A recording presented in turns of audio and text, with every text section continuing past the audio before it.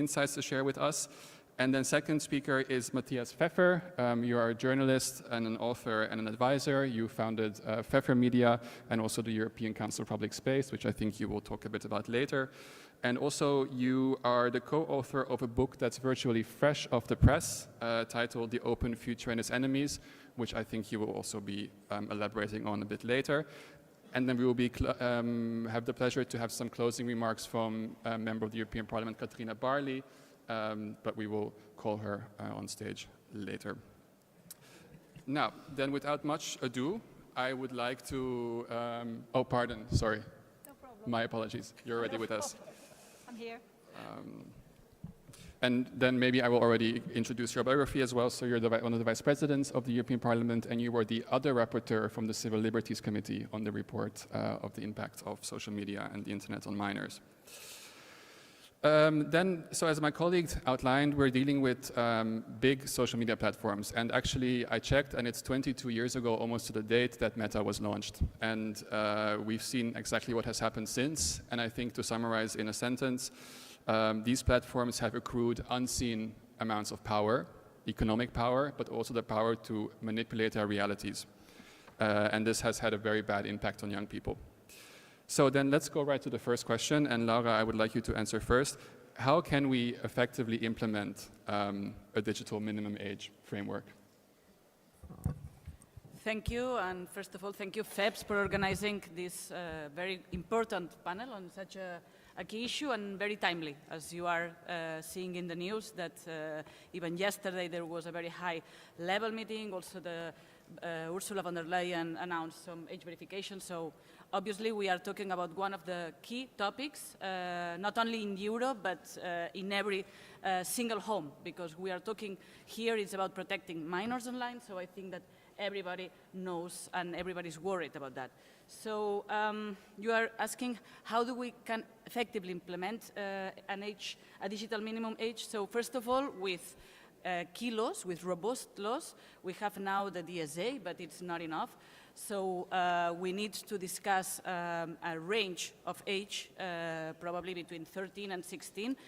Member states are discussing which is the proper age, and obviously the different cultures, the different maturity of the societies made it a bit difficult to find one specific age. But I think that we need to discuss also age verification systems, because we cannot talk about a digital minimum age without an effective and privacy-robust tool. So in this sense, we saw how the Commission is launching an age verification app. It's still very new. We will assess. Spain was one of the countries that was participating in the pilot project to participate in this tool. But what we need to especially tell the parents, and I will link with what you were saying, the initiative that I launched, which is Share to Protect, is that we are not talking about numbers or data. We are talking about families destroyed by eating disorders created by algorithms, cyberbullying, depressions, in the worst case, attempt of suicide. So what families are asking us is that we cannot let them alone, that we need social platforms to be reliable, accountable, and that they first of all, change the design. So we change the addictive designs that attract us and make basically thousands of billions of dollars to these companies. I want to put data. So a Harvard study of 2022 said that TikTok, Snapchat, Meta, and YouTube together made $11 billion in 1 year only with targeted advertising for minors of 18 years old. So it's not a side effect. I mean, these platforms are designed in order to make money of our minors, and in the most cases of the suffering of the minors. So from the European Union, I think that we did well last term to put the basis with some digital laws, the DSA, the AI, but now we need to go one step further and to make them implement with a robust age verification system, and also to attack the addictive designs that we hope that they will be tackled in the future Digital Fairness Act. Yeah. Thank you, Laura. Powerful opening statement. And then I will pass on the same question to Matthias. And I'm sorry, but the mic will have to move as well. Yeah, I can use this. This one is here. Thank you very much for having me. Thank you for organizing this very good panel and issue. So it's working? Oh, closer. Okay, so now. I think it's not only the question if we do it, but how we do it to implement this ban, and I would like to make some remarks on that. I think the real problem is the platform architecture from social media and messenger apps. They were not designed for democracy or human flourishing, but they were designed for maximize engagement and profits. The architecture systematically causes harm, especially to children and young people. This is precisely what the US ruling in Cayley versus Meta in Google makes concrete. Internal Meta documents in that case relieved that the company deliberately targeted children and teenagers as a user group. I quote from the document, "If we want to win with teens, we must bring them in as tweens." I would say the answer must be, if we want to deal with big tech, we must put them on the short leash. The television model shows the way, in my opinion, because I'm a journalist from former television.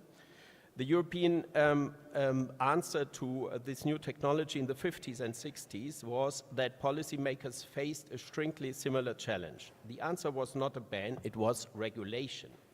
Dedicated children's programming to age-appropriate standards, advertising restrictions during children hours, and editorial guidelines embedded in law, which is very important. That model represents 50 years of successful child protection in media and must now be applied to social media. Mandatory child-safe platforms, not voluntary but legally required. The central demand is every major platform operating in the EU market, must offer a child-safe version of its service as a legal obligation, not a voluntary commitment. In practice, this means, very concretely, no behavioral advertising or data harvesting, no algorithmic amplification of harmful or radicalizing content, a technical block on direct messages from unknown adults, robust human overseen content moderation, and screen time management built in by design. Platforms already have the technical capability to do this. What they have lacked is a legal obligation. The Digital Service Act and the Digital Markets Act already give the EU the necessary instruments. What is needed now is the political will to use them. Let me make clear, minimal age is a floor, not a ceiling. Age restrictions alone do not solve the problem. The Australian experience demonstrates that a ban without structural platform changes pushes young people towards less regulated, more dangerous corners of the internet.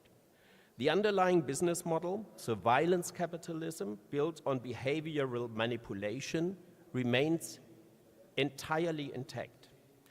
A minimum age can be a meaningful first step, but a much taller structure must be built on top of that floor. So the structural accountability, not a one-off compliance, is needed. Political victories alone are not enough. The history of platform regulation shows us that announcements are often followed by regulatory drifts. What is needed? A mandatory transparency reporting, independent algorithmic audits, and child safety impact assessments for every significant product update. A mandatory child-safe platform requirement creates an ongoing regulatory relationship, and this should be set up soon. So the guiding principle should be, we did build children's television, and we can build children's social media. That is the ambition Europe should set. Not just a minimum age, but a minimum standard for the digital spaces in which children move. Thank you. Thank you, Matthias. So in your answers, you both mentioned or emphasized the importance of accountability of platforms. And I think it was Pedro Sanchez who already last year in Davos said that the CEOs of the big platforms should be personally liable for the harms that their platforms cause. So in the next question, I want to talk about that, let's say once we've implemented a digital minimum age, how can we ensure that the political oxygen for actually enforcing platform accountability stays with us? So you mentioned, for example, Australia. Australia was the first country where a digital minimum age framework was implemented. And what we see there is that once the law was passed, the attention moved on, whereas the abuses by the platforms continued, just in different shapes. For example, WhatsApp developed a new functionality for their app that put them just below the legal threshold of what a platform would be, but offered very similar services like instant messaging, picture exchange, chatting, where basically the same negative dynamics that existed before on platforms were emulated. So when we think ahead, how can we make sure that we really hold platforms accountable? Because even if tomorrow we make it safe for teens, so much harm has already been done. And I think the electorate, the public at large, also demands that if you come to Europe, you need to play by our rules, you need to respect our integrity, our health, our children. How do we keep that going? Laura, I'll start again with you. Yeah. Thank you. That's a very good question. But I mean, I think it's our duty as lawmakers, as think tanks, as civil society to keep pushing. Once the digital minimum age is implemented, which, by the way, we are not there yet, but I would like to maybe put an image when we talk about which kind of tools do we need to tackle this. We are talking about a multifaceted problem with different measures that we need to tackle. So first of all, laws, digital minimum age, but also that the platforms need to be safer by design. And I want to put this because sometimes we see this contradiction, especially in the parliament, maybe Katerina knows, I think it's totally complementary because I don't like to compare social platforms with drugs. This is what right-wing forces do a lot because they have very good things. I mean, they allow us to be connected, to be entertained, to be informed. But I like more to compare them with a car, for example, that need to have a minimum age to drive it, but also it needs to be safe, right? I mean, we don't stop once you put a minimum age to drive a car. You continue putting airbags, seat belts, other things. So I think that with that, we should continue trying to, of course, make these platforms to continue taking out the addictive designs, also make them accountable at courts, yes, at all levels. This is the duty of the European Commission and the national authorities. When they see that there is a breach of the laws, they need to go. And the example of the US in California or New Mexico is there. So I think we should continue, especially to restore the damage done, like you have said.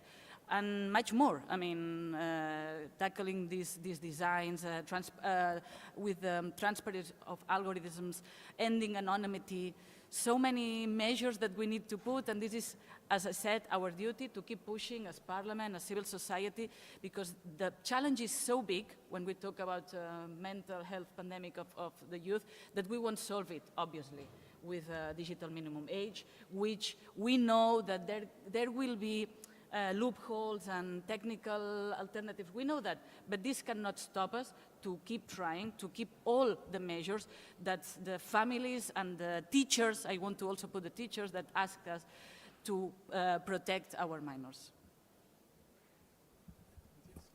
Yeah, I would absolutely agree, and I would say we need digital infrastructures, but we need responsible digital infrastructures. It's very simple.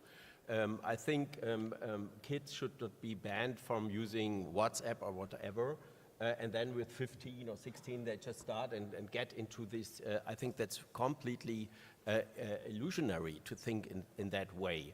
Why not build safe spaces for them? I mean, we do build safe spaces for children also in the analog world, so in traffic environments and everywhere.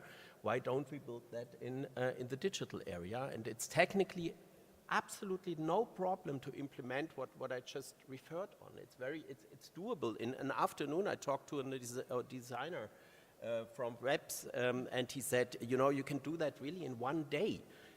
But it's the political will that is needed. And I would really say, look at it as a fundamental problem, as it is, because it is not only a problem for children, it's also a problem for democracy.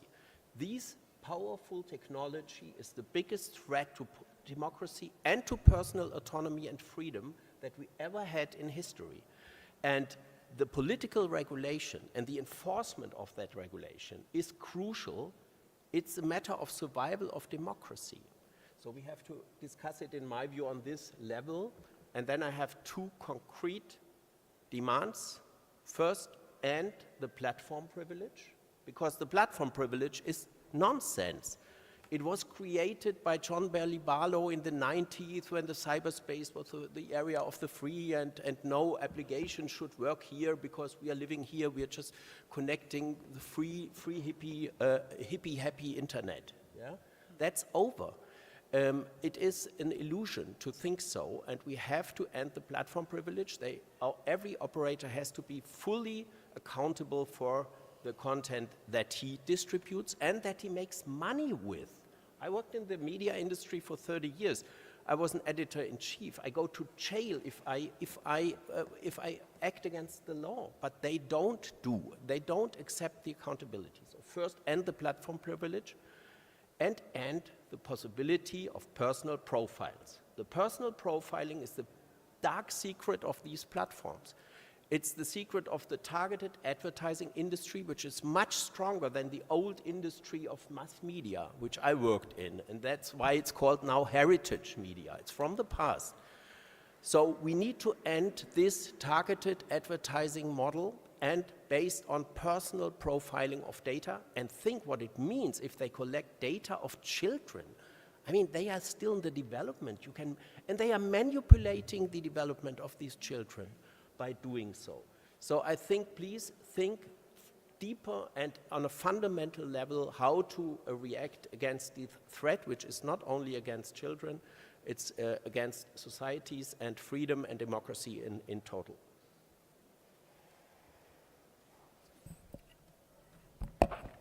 Thank you so much for those interventions. They were incredibly interesting, and I think it leads very nicely into what can be a discussion now, into the practical elements of living with this. I'm a communicator. I work in social media management, and I echo a lot as to what we are saying here today. But the reality is that it's a cultural embedment as well, and that we're used to using these platforms. As you say, it's heritage media, and that digital minimum age should be a floor, not the ceiling. But that takes time to implement. And at the same time, in tandem, we need to progressively mobilize. We need to get in touch with young people, and we need to say to them that this political space is also something for them. And so I think that leads into what I have a specific interest in, which is how we can ensure that young people are still engaged in politics, despite not having an access to what is now a predominant source of political education and political mobilization. Monty, can you start, please? Okay, thank you. That's a very good question. And well, you said that 23 years old, no? Facebook was created, and other social platforms, and they told us by then that we would be more connected, and we see that we are more isolated. They told us that we will be more entertained, and we see youngsters sadder than ever. And they told us that we would be informed, and we are maybe much more disinformed than ever. And we see some data. The Eurobarometer survey in 2025 said that 65% of respondents between 15 and 24 said social media was their main source of information, like you said, especially TikTok and Instagram. And well, there we have obviously a problem if we see these two social media, how the content that they are seeing, it's not neutral. We see that the algorithms are prioritizing some kind of content that is most of the times fake news, and also creating a lot of hate, a lot of racism, a lot of masculinism. So progressive, we have a problem with that. I think we need to be aware. So obviously we need to work on alternatives. I think that it's the first thing that we as progressive forces we need to talk, invest in European public digital spaces, continue fostering institutions like Arte, Euronews, public broadcasters that are really neutral and not biased.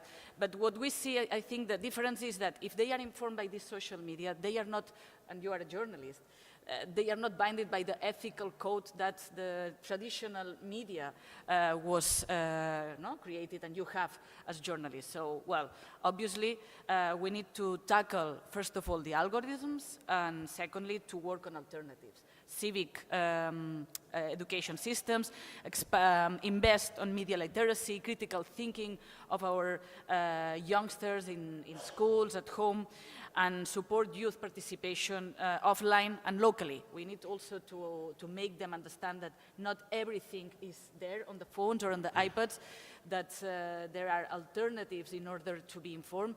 And also not forget the verifiers, right? I mean, the European institutions and the national states, they should invest more resources in these fact checkers, civic associations, a lot of people and associations. I'm working, for example, here in Spain, we have Maldita.es or other organizations that they are verifiers, fact checkers of the news or of the information that is circulating. But for me, the big problem is if these social platforms are created that the most extreme content is the one that creates more engagement and more views, then we have a problem. And we have seen that in catastrophes like the Dana in Valencia or other catastrophes where you see that the first fake news, that it's absolutely crazy, it's like a spiral and explosive. Well, we need to tackle that, and we need to work with alternatives. Thank you. Yes, I could not agree more. I just want to add that regulation cannot be the only answer in Europe. I'm very much convinced on that, what you just said. We have to build up own capacities. That's what's needed. We don't have to rely on US, American, and Chinese platforms designed by these companies and by political parties that we do not accept and cannot accept here to influence our public sphere, and not only to influence it, but to rule it more or less. And I would say the building of own capacities is really very much needed. We in our small think tank have created the idea of a news platform for Europeans where all the reliable news sources of Europe are translated in real time into all languages and are accessible to all citizens. I think that's a very good idea. The Commission took up that proposal, and now it's mentioned in the AI supply strategy. And I think this could be one step. The others you named, and I mean, we do have rules in the analog world. Why don't we have it after 30 years in the digital? This is still the question that I don't have answers for that. Thank you very much. I mean, I think it's one of those things that we have a source of media that we can rely on beforehand, which is analog media and traditional media. And as we move into social media, even we take for granted what a like means. We take for granted what a share means. It holds some sort of emotional value. And I feel that that's also something that young people, we take for granted that we know that a like means to support or a reshare means to support. And then to leave a comment is, for communicators, is like the ultimate source of engagement, because someone really likes your content enough to comment on it and to say something. And that's also what boosts these algorithms. People comment on it because they're annoyed, they're frustrated, they're engaged, and that spurs engagement on further and further. And I think that also that when we're looking at how we can create these new platforms, new sources of media, relying on European infrastructure to have our own social media to use, we still also come to these questions of how can we make sure that when young people do use social media at a stage of, say, in the future when they are not used to using social media, there's someone who is under 16 years old who has never touched social media. How do we make sure that they know how to engage in these practices in a safe, meaningful, and democratic way? Because as we know, being anti-democratic is not a new challenge, and being anti-democratic has been a challenge that has existed probably since the existence of democracy itself, but more so in modern and contemporary times, incredibly more so. So how do we integrate that when young people are using social media, that they do so in a way that also respects democracy, that they also respect communication amongst others, and uphold these values that we hold a lot of meaning to and a lot of value to in a democratic world? If you want to answer, I mean, my answer still is, if you want to make that happen, you have to change the structures and the architecture of the social media, because it now, as you said, I mean, it is just about engagement and making money and manipulating people.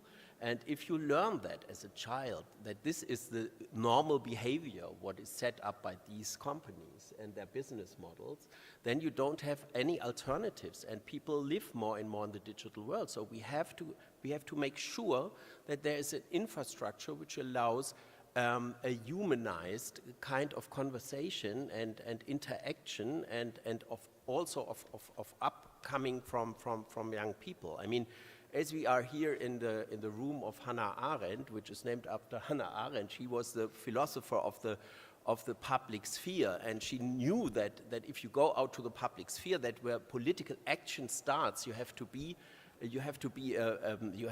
a citizen for doing so, and you have to be self-conscious and autonomous, and then you can act together. So if we want to make that sure, we have to make sure that the structures work for this goal, and we have to force them to do so. As I said, regulate strong the commercial activities in this field and build capacities for public service value-based alternatives where people can communicate, exchange. That's what people want to do. And I mean, we cannot go behind the digital age.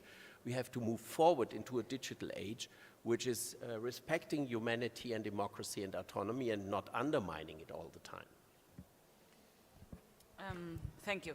I totally agree, and I think that, well, investing on the structures and basically changing the business model. It's not an easy aspect, of course, because we are talking about make these billionaires to not win so much money. Well, it's not easy, obviously, because the business model is designed, as we said, on confrontation, on extremist content, on polarization, on disinformation.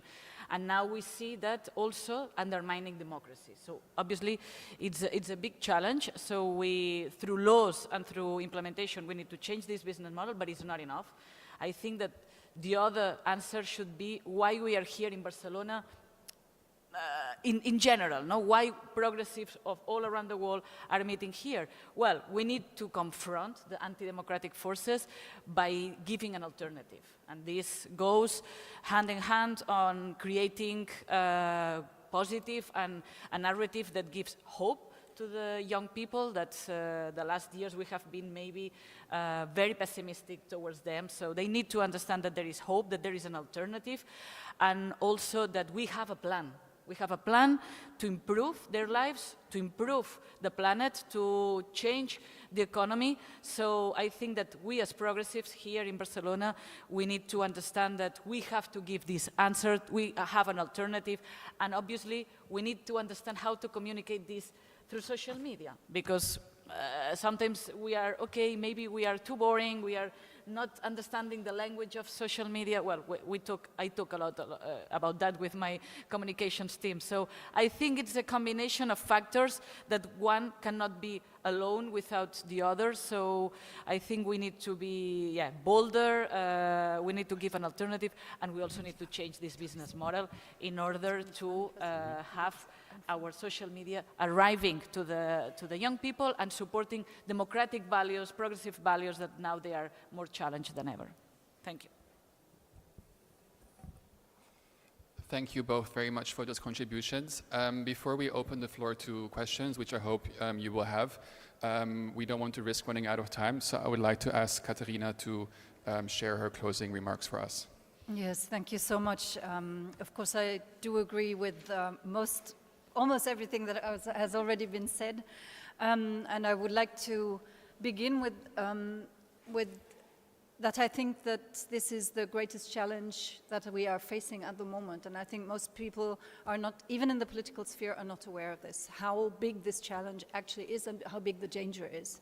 Because the digital, the digital developments, and we're talking about digital minimum age here, so I wouldn't want to limit it to social media, it's also AI and everything. The digital developments, they touch upon so much that is absolutely crucial for us as social democrats, but for democrats in general. So, of course, it is about mental health, it is about media pluralism, about the pluralism of opinions, it is about the protection of minors, it is about something that I might call cultural heritage. I mean, young people now, if they have a question, whatever it concerns, if it is a love matter, if it is a scientific matter, if it is to try to understand whatever, they don't turn to their parents anymore. They don't turn to their siblings or their grandparents or to friends anymore even. They turn to ChatGPT. And they get a ChatGPT answer all over the world. So humanity has evolved because we have passed over knowledge and experiences from generation to generation. And that is how cultures were shaped differently. Now we have this American Chinese one-size-fits-all sauce that is poured into the generations to come. They will be detached from the older generations and the traditions much more than generations usually have. And I think we're absolutely not aware of that at the moment. So I think, and when it comes to democracy, you mentioned Hannah Arendt. Of course, we're in the room, and I wanted to mention a quote, and because it's spontaneous, I don't get it right word by word, but she said something like, fascists don't even have to bother to make people believe in their ideas. It's fully sufficient that they make people not believe in anything anymore. And that is when people become easy to manipulate. And this is what is happening in the digital world. I think it was Laura who said, we have so much information that we don't know anything anymore, because there is too much information, and it's not prioritized by what is right, what is wrong, what is good, what is fake. It's prioritized by which gets the most attention, and that is not safe, and it doesn't help our democracy. So, key findings: we have to protect minors, but it's not only about minors, it's about all of us. So we have to, you have said it both, we have to set up a much healthier digital environment, and we have to do that, of course, via regulation, and I think the DSA is a brilliant law. Most of the challenges that you have mentioned are addressed in the DSA. I don't know if you all know that there was a court ruling in the Netherlands by the initiative of an NGO that ruled that Meta has the obligation from the DSA to provide a feed that is not based on personification, if that is the word, where you know what I mean. It's not based on the algorithms that are personalized. Meta has to provide such a feed for everyone. Now, Meta is doing this, but only in the Netherlands. And this week I had a conversation with the Commission asking, why are you not applying this to everyone if it is part of the DSA? Not to harm young people is an obligation of the DSA. So we already have very, very much, but we have to implement it well. We have to weaken the power of big tech. We have competition law for that. We could apply that a lot more, I think.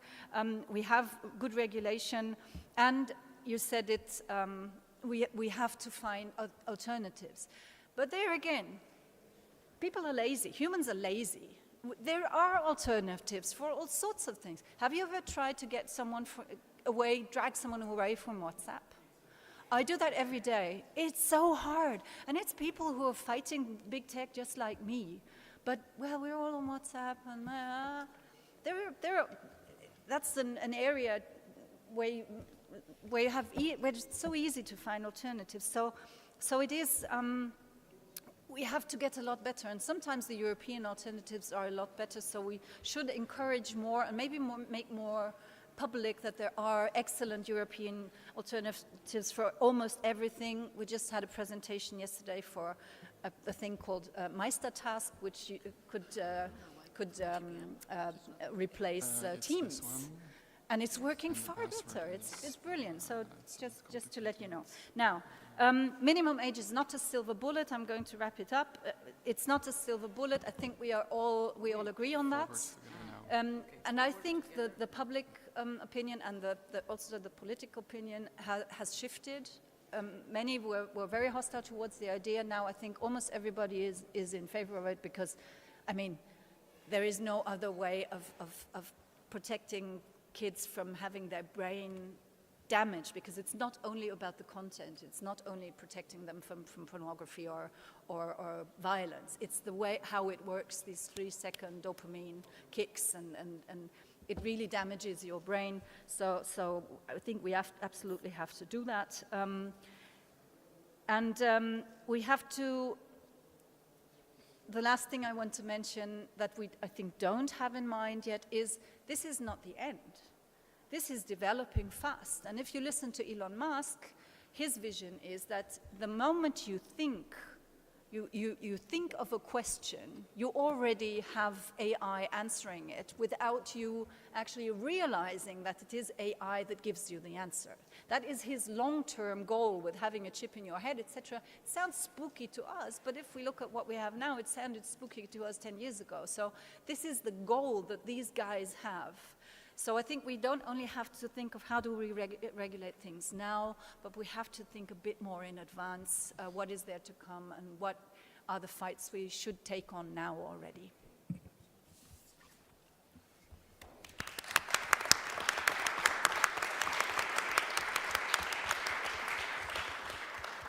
Thank you very much, Katharina. Paul, I see you, or Matthias, would like to respond, but maybe before we do that, because we don't have that much time left, are there any questions from the audience? Okay, let's see if we have time. Please keep it very short, and if possible, also indicate to who you asked the question. And our colleague is there with the mic. Maybe we can start here with the gentleman with the green jacket. Thank you.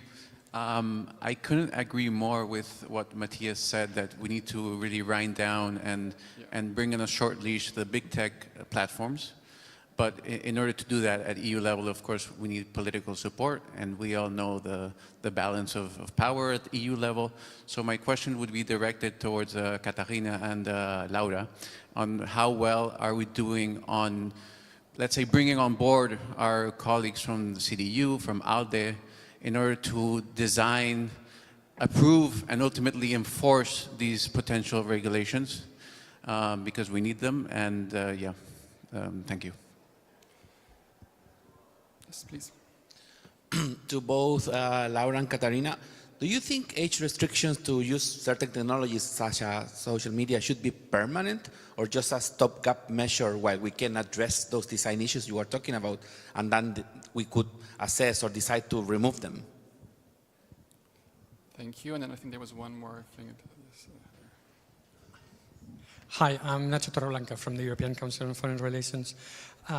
I fully agree that we have to imagine a better future, that we cannot just throw our children when they are 16 into what we know that there is down there. But, and you spoke also, Katharina, about AI, that how do we do not to be always behind the curve? How do we force these companies to meet regulation ex ante in order to operate like any broadcasting or any media? You don't wait 2 years to verify how you're working in any business sector, right? You do this in order to get a license to be able to operate. Is there any way to front load all these things? Because we're talking now about AI chatbots, sexually educating our children, emotionally educating them. Are we going to need 2 years of investigations to know that they're doing this and that this is harmful? And the related question to this is member states, to both of you. So what is the role of member states here, taking into account that the protection of children is a constitutional obligation, not only a right, a constitutional obligation of all member states? How can we make this thing work in order to turbocharge this process and to have a synergy of regulations both at home and in the European Parliament without clashing and without disturbing each other, right? Thank you. Okay, I think we're very short on time, so please ask the question afterwards. I'm sure we'll mingle a bit after the session. I'm sorry, let's go straight to the answer. So Laura, I think. Thank you. So first of all, you were asking about how to build a coalition in the European Parliament in order to not only enforce the laws we have, but also to protect them, because obviously we are now facing a time of simplification, deregulation, omnibuses that, well, it's not easy. So I think on this matter, reality is in our side, I would say. So 4 or 5 years ago, we didn't have the consensus, not even in the European Parliament, but also inside our group, I would say. And, well, the evidence that we are seeing, the testimonies, the data, the surveys, the daily experiences that we are all facing, I think help us in order to make the most skeptical maybe members or parties or states in order to understand that, yes, we are facing one of the main challenges nowadays. On this, we agree. Obviously, when we talk about which solutions, then some divergences come. But at least the experience that we are having with the last reports this term already, the report we had from IMCO on the protection of minors online, the different opinions, we managed to build a majority in the European Parliament. This report, own initiative report from IMCO, got a big majority in the plenary, having S&D, EPP, Renew, and most of the Greens, not all of them. So I would say the core of the pro-European forces are supporting this kind of measures, like enforcing the digital laws, working towards a digital minimum age, working on a verification system that is obviously privacy, robust, open source, and not collecting any kind of data, and also asking to stop the addictive designs. All of this, I think we have a consensus, but obviously we need to keep pushing in order to not let them get distracted. And secondly, I will try to mingle the two of them, because we are talking about time, no, maybe. So if it's temporary or not, well, I cannot say now. Now we need urgent measures, for sure. And then obviously we can see, we can assess in some years if we have a new generation that comes that understands that the risk, and also the platforms changes the business model, and in 10, 15 years the product is safer by design as we want, well, then we would see. But I think that so far we have to concentrate on the urgent matters. And finally, member states working and having initiatives by themselves. Obviously, it's not a good news for a pro-European, right? We want a European answer, a European tool that it's not undermining the internal market, to have 27 laws and 27 different minimum ages. It's not what we want. But I see that the member states are pushing, like we are pushing the European Commission from the European Parliament. I mean, we are from all the sides pushing to have urgent measures. For me, the ideal would be that we end up all this process with a European answer that cannot make not only the life difficult and the internal market fragmented, but also to create loopholes between some member states and changing the VPN from one country to another. What happens in the borders, people, well, we need to avoid that, obviously, and I hope that the debate is just pushing the European laws to make them be enforced. Thank you. Yes, again, I agree. I think we had more than 70% on the initiative report. Where we have to still push is the European Commission. But there, I think it had to do with getting going. They started with 20 people, now they are 250 in the implementation. So I think that's getting better. We have to have an eye on the American influence. I mean, they are putting pressure on us like hell, and that won't stop. So I think there we will have to closely stand by the Commission and hold her hand and say, we are with you. Should it be permanent? Well, there is a second initiative report by the Cult Committee, and I did the LIBE, was the rapporteur for the LIBE opinion there, and we had a slightly different approach when we came to this, which was not taken on by the Cult Committee, unfortunately, but which I think is right, which would be a risk-based approach, that you do not say you can start social media at 14 or at 16, because the platforms are very different. So if you put all the social media in one bag, there should be an incentive for make it child-friendlier, then you get out of this bag. And we do this, at least in Germany, we do this, for example, with movies. that they get a tag. This is from 12, this is from 14, this is from 16, to do it a bit like this with platforms, so that there is an incentive to create child-friendly platforms. How can we manage not always to be behind? I think we were very wise with the way that we designed the AI Act. Not to try and define what we are regulating, because it changes so fast, but to define the impact that this has, because that doesn't change. So you have different categories of risks. You have that very high risk that is forbidden, et cetera, et cetera. And I think this is the way, the systematic, not the way maybe, but the systematic that we should approach the digital questions, because otherwise we will always lag behind. I mean, we take some time for our legislation. And the last, member state, I think we have to do the regulation and the enforcement on the European level. And the member states should be responsible for the oversight, having a look at how it really works in practice, what we have to change, etc. They, of course, are responsible for media literacy. And someone said it very much in the beginning, I think it was Laura, that we should care much more on community building also in the analog world. This is where life really happens, and to, you know, this is of course a core task for the member states to support all this community building, be it in the communities, be it for youth, and that is something that we should, I think, focus a lot more on than we are doing at the moment. Thank you very much. We're going to wrap very quickly up. So thank you to our panelists. Thank you to the discussion. I'm sorry, I think we have to cut it. No, just one more second. Paul, I'm really sorry because we have to round up. We can continue the discussion at this wonderful event that's being hosted here in Barcelona. So thank you very much again. A round of applause, I think, for our panelists and the discussion today. Thank you.